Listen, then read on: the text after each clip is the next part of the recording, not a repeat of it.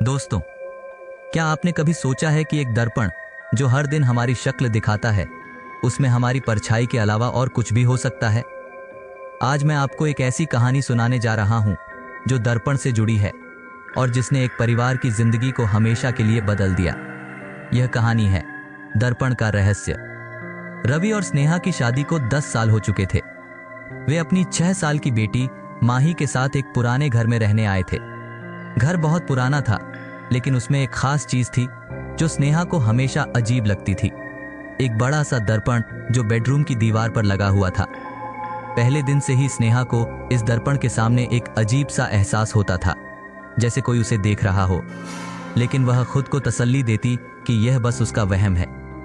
एक दिन माही खेलते खेलते उस दर्पण के सामने आ गई। उसने दर्पण में खुद को देखा और अचानक उसकी आंखों में डर आ गया। उसने स्नेहा से कहा, माँ, ये दर्पण मुझे अच्छा नहीं लग रहा। स्नेहा ने उसे गले लगाते हुए समझाया, बेटा, यह सिर्फ एक दर्पण है, इसमें डरने की कोई बात नहीं। लेकिन स्नेहा के दिल में भी एक अजीब सी बेचैनी थी। रात को जब सब सो रहे थे, माही अचानक उठ गई। उसकी आंखें खुली थीं, लेकिन उसका चेहरा एकदम सख्त था। स्नेहा ने उससे पूछा, माही, क्या हुआ? माही ने धीमी आवाज में कहा, माँ, दर्पण वाली आंटी मुझे बुला रही हैं। स्नेहा का दिल धक से रह गया। कौन आंटी? उसने घबराकर पूछा।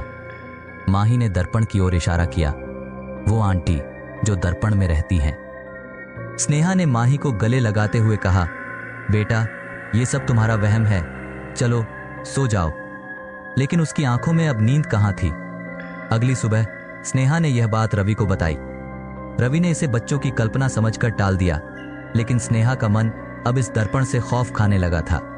उसने रवि से कहा, मुझे यह दर्पण यहां अच्छा नहीं लग रहा, इसे हटा देते हैं। रवि ने दर्पण हटाने की बात मानी और उस रात उन्होंने दर्पण को हटाने की योजना बनाई। लेकिन जैसे ही उन्होंने दर्पण को दीवार से हटाया, माही चीखते हुए दौड़ कर आई। नहीं, आंटी को गुस्सा आ जाएगा। स्नेहा ने माही को पकड़ते हुए कहा, माही, तुम ये क्या कह रही हो? माही की आंखें एकदम बदल गईं। वो अब माही नहीं, माया बन चुकी थी। उसकी आवाज बदल गई और उसने कहा, तुम लोग इसे हटा नहीं सकते, ये मेरा घर है, मैं यहां से कभी नहीं जाऊंगी। रवि और स्नेहा ने उसे रोकने की कोशिश की, लेकिन माया का साया माही पर पूरी तरह हावी हो गया था। अगली सुबह माही अपने बिस्तर पर नहीं थी। स्नेहा और रवि ने उसे पूरे घर में ढूंढा, लेकिन वह कहीं नहीं मिली।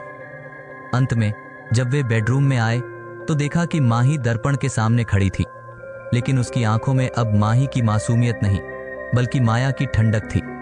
माया ने कहा, माही अब मेरी है, उसे भूल जाओ। और फिर वह दर्पण के अंदर गायब हो गई। रवि और स्नेहा के सामने उनकी दुनिया उजड़ गई। माही अब कभी वापस नहीं आई। वह दर्पण अब भी उस घर में है और कहते हैं कि रात के अंधेरे में उसमें माही का अक्स दिखाई देता है, लेकिन वह माही नहीं, बल्कि माया है।